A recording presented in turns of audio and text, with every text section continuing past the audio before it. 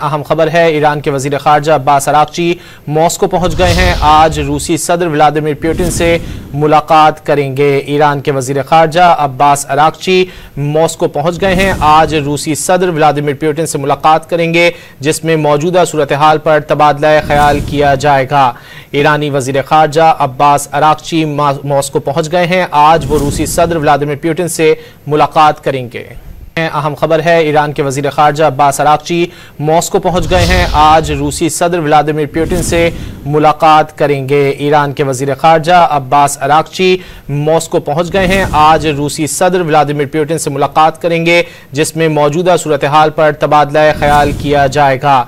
ईरानी वजीर खारजा Abbas Araghchi Moscow पहुंच गए हैं। आज वो रूसी सदर व्लादिमीर पुतिन से मुलाकात करेंगे।